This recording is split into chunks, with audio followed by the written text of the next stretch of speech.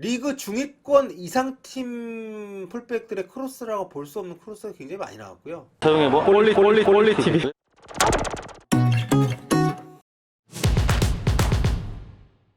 자, 오늘 모처럼 만에 데스크 선발 라인 가동했습니다. 올 시즌의 첫 데스크 선발이고, 하지만 아무래도 안필드 원정이기 때문에 토트넘 입장에서는 쉽지 않은 승부가 예상이 되는데요. 토트넘이 최근 리그 안필드 원정 8년 동안 승리가 없습니다. 3무 5패 기록을 하면서 굉장히 좀 부진했었고, 그리고 모든 팀을 상대로 리그 원정 경기 10경기 연속 승리가 없는 그런 상태였어요. 올해 3월달에 안필드에서도 1대2로 진 적이 있었고요. 그래서 굉장히 여러가지 지표가 토트넘에겐 불리했지만 어쨌든 데스크 올 시즌 첫 선발 나오면서 굉장히 좀 초반에 노림수를 좀 띄웠다고 할 수 있겠는데, 이게 좀 적중을 했습니다. 시소코가 전반 1분 지나자마자 탈압박을 하면서 일단 전방으로 볼을 빼줬고요. 손흥민 선수가 이걸 잡아서 알렉산더 아놀드를 벗기고 슈팅을 한 것이 수비수 맞고 굴절이 되면서 골대 맞고 나왔고, 이걸 해리케인이 골로 성공을 시켰습니다. 자, 이렇게 되면서 1대0 리드를 토트넘이 잡았고요. 하지만 토트넘은 사실 이게 거의 전부였고, 그 뒤로는 일방적인 리버풀의 페이스였습니다. 하지만 리버풀 결정적인 상황들이 몇 차례 있었는데,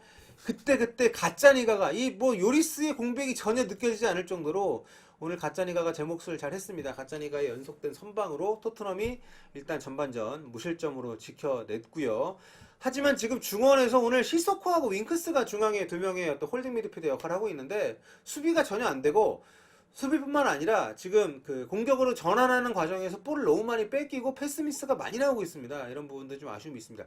전반전에 손흥민 선수는 오늘 이제 왼쪽 윙어로 출발해서 첫 골에도 기여를 하긴 했습니다만은, 대체로 공격보다는 수비 쪽에서 많은 역할을 했어야 했습니다. 알렉산더 아놀드가 오른쪽 풀백이긴 합니다만, 사실상 리버풀 공격에 굉장히 가장 중요한 역할 중에 하나잖아요.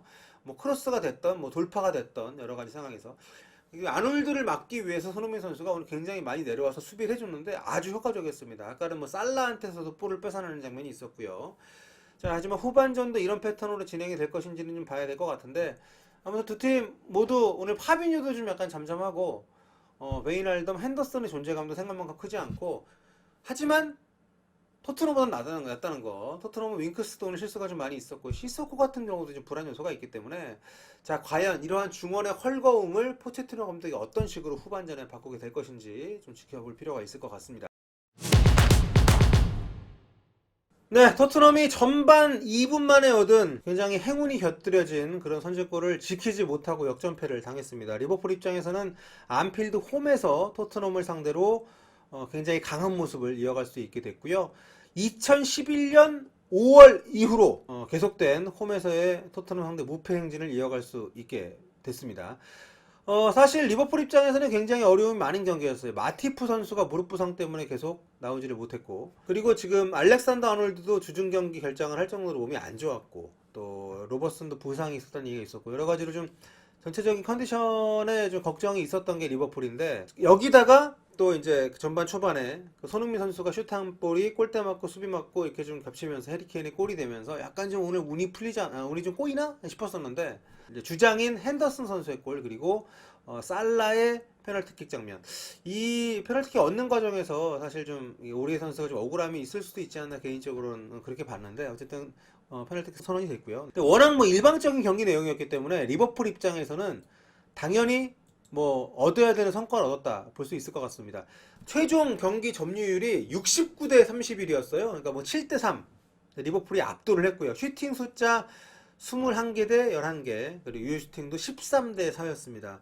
오늘 가짜니가 골키퍼가 굉장히 선방을 많이 하면서 어떻게 보면 토트넘을 끝까지 좀 지켜주려는 노력을 했습니다만은 뭐 성공을 하질 못했죠. 리버풀은 오늘 승리를 하면서 9승 1무 무패 행진 이어가게 됐고요. 맨체스터 시티와의 승점 차를 6점 차로 유지를 하면서 계속 선두를 질주를 하고 있습니다. 토트넘은 패배를 하면서 승점 추가를 좀 못했고요. 12점에 머물면서 맨체스터 유나이티드가 오늘 승점 3점 추가하면서 7위까지 올라갔고, 이제 그 토트넘이 11위로 떨어지게 됐습니다. 이제 완전 하위권이 된 거죠. 상위 하위로 나눴을 때 10위까지가 상위라고 본다면.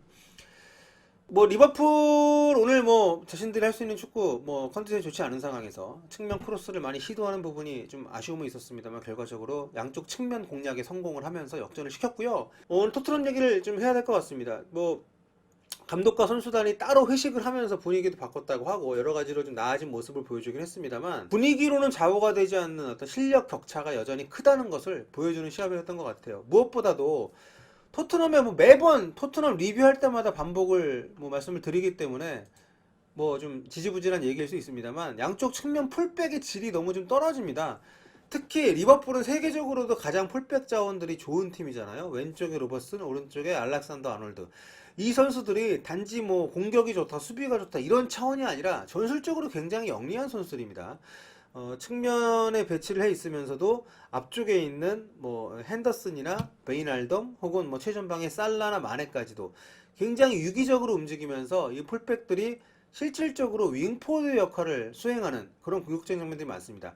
심지어 올 시즌에 보면 아놀드와 로버슨이 서로 도움과 골을 주고받는 장면도 있었고 오늘도 그러니까 이 양쪽 풀백들이 공격 진영에서 서로 패스를 주고받는 장면들이 거의 잘 없거든요. 근데 이 팀은 그런 게 자유자재로 되는 팀이고 또 이 친구들이 전진을 하니까 살라와 마네가 중앙으로 들어와서 피르미누가 좀 연계를 해주는 상황에서 마무리를 짓는 이런 축구가 가능한 것인데 이렇게 고차원적인 사이드백 플레이를 하는 리버풀과 달리 데니로즈하고 세르지오 오리에가 있거든요. 근데 이 선수들은 공격이면 공격. 오늘 얘네들이 하는 크로스 보신 분들 그러니까 이 범상치 않습니다. 이게 리그 중위권 이상팀 풀백들의 크로스라고 볼 수 없는 크로스가 굉장히 많이 나왔고요. 또 수비하는 과정에서도 오늘 두 골이 다 한쪽에서 하나씩 줬습니다. 로즈 쪽에서 한 골 뚫려서 나왔고요.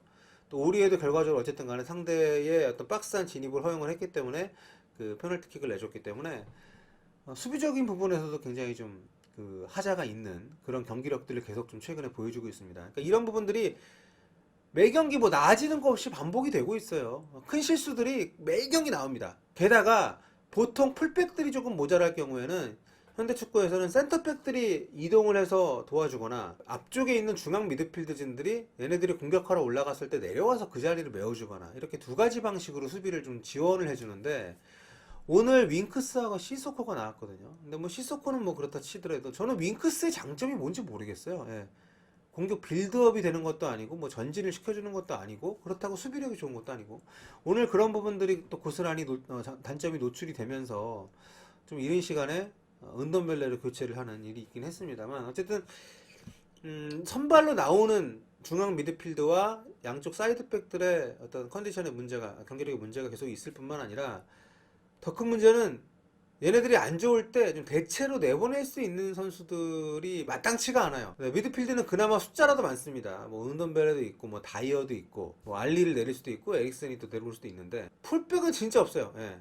왼쪽에 데니로즈 벤데이비스 오른쪽에 오리에 아니면 다윈슨 산체스 뭐 마땅치 않아요. 그렇기 때문에 올 시즌에 저는 토트넘이 챔피언스리그 티켓 따는 거 굉장히 좀 어렵다고 보고요.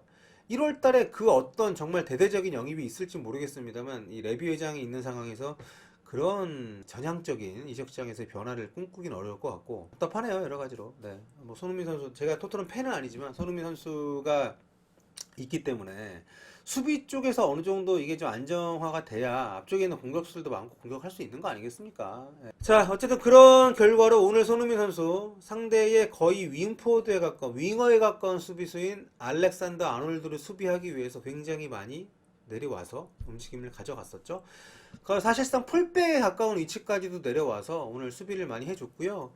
아놀드와의 대결뿐만 아니라 그 살라와의 1대1 상황에서 볼을 탈취하는 장면들 좀 많이 나왔습니다. 오늘 손흥민 선수가 첫 골 들어가는 장면에서도 시소코가 탈압박을 해서 넘겨준 볼을 수비수 벗기고 슈팅까지 하면서 이제 골대를 맞췄죠. 그러면서 이게 튕겨나오면서 해리케인의 선제골로 연결이 됐었고 그 이후에도 다시 한번 골대를 맞히는 사각에서 좋은 슈팅이 나왔었는데 공격에만 올인해도 골을 넣기 어려운 그런 이런 어떤 빅클럽들 간의 경기에서 수비에 그렇게 좀 자신의 어떤 정력을 나눠서 써야 되는 어떤 그런 상황이 되다 보니까 공격 쪽에서 집중할 수 없는 그런 부분들이 좀 아쉬웠습니다. 일단 기본적으로 공격 쪽에서 그 볼을 잡을 수 있는 기회 자체가 좀 많이 없었기 때문에 손흥민 선수의 공격력 오늘 몸이 그렇게 나빠 보이지 않았거든요. 좀 많은 길 잡지 못했던 것은 굉장히 좀 아쉬운 부분으로 남습니다. 빅매치라고는 합니다만 오늘 경기에서 봤듯이 리버풀과 토트넘은 이제 좀 그레이드가 다른 팀이 됐어요. 레벨이 다른 팀이 됐고 그걸 좀 확인하는 경기였다는 점에서 7대3의 점유율 뿐만 아니라 공격의 어떤 그 상대에게 위압감을 주는 모습이 토트넘이 오늘 거의 없었습니다. 뭐 역습 상황에서도 그렇게 결정적인 장면들을 많이 만들지 못했기 때문에 오히려 요리스의 공백은 크게 느껴지지 않았지만 계속 뛰고 있음에도 불구하고 공백이 있는 것처럼 여겨지게 하는 양쪽 풀백들의 어떤 커다란 구멍들, 이 토트넘 입장에서 굉장히 골칫거리가 될 것 같습니다. 저는 개인적으로 오른쪽 풀백에 시소코를 강추를 하는데, 또 그러자니 중앙 미드필더도 마땅치 않고, 그러니까 돌려막기 하기에는 군데군데 너무 지금 헐거워요. 토트넘. 그러니까 지금 선수층, 그리고 과거에 포체티노 감독 초창기 때처럼 선수들이 더 이상 전방 압박을 강하게 하지 않고 스프린트를 많이 하지 않고 뛰는 양도 많지 않고, 브라이튼이랑 할 때 굉장히 적게 뛰었잖아요. 그때 졌습니다만. 단기간에 해결될 수 있는 문제가 아니라 여러 가지 누적된 피로, 누적된 어떤 단점들이 지금 올 시즌에 선수들이 뭐 여러 가지 이유로 뭐 급여 문제가 있다는 얘기도 있고 뭐 여러 가지 썰들이 있습니다만, 그런 것들이 종합적으로 쌓이면서 지금 문제가 지금 된 것이어서 1월 이적 시장에 어떤 좀 기적적인 변화가 나오지 않는 이상, 케인도 솔직히 좀 폼이 많이 떨어졌잖아요. 골은 그래도 꾸역꾸역 넣고 있습니다만, 지금 토트넘에서 에이스는 누가 뭐래도 손흥민이고, 손흥민 혼자 이 팀을 이끌고 나가기에는 사이드에서 수비 부담까지 지고 있는 상황에서 결코 쉽지 않다, 그런 말씀을 좀 드리고 싶습니다. 자, 뭐 토트넘 다음엔 또 이제 머지사이드 원정을 또 갑니다. 에버튼 원정을 좀 가게 되는데, 에버튼이 올 시즌에 좀 좋지 않다 하더라도 토트넘 지금 워낙 안 좋기 때문에 토트넘이 좀 얕볼 수 있는 상대는 아니고요. 좀 좋은 경기를 할 수 있을지 좀 주목을 해야 될 것 같고, 아무튼 리버풀은 1위 자리를 질주하면서 그래도 어쨌든 그러니까 우승팀에게 필요한 건 꾸역승이라는 얘기가 있잖아요. 네, 뭐 비길 것 같은 경기를 이기고 질 것 같은 경기를 비기면서 승점을 하나씩 하나씩 꾸준히 쌓아가는 그런 축구, 그런 시즌이 되고 있는 리버풀이기 때문에 현재까지로서는 우승 1순위로서의 모습을 계속 이어가고 있다는 거, 오늘 또 정리를 좀 하면 될 것 같습니다. 자, 오늘 후토크는 여기서 마무리를 할게요. 네, 토트넘의 미래가 점점 어두워지고 있다. 손흥민은 빨리 탈출했으면 좋겠다. 네. 자, 서영의 볼리TV 앞으로도 많이 구독해 주시고요. 구독 버튼 부탁드리겠습니다. 그리고 좋아요도 감사드리고요. 다음 시간에 찾아올게요.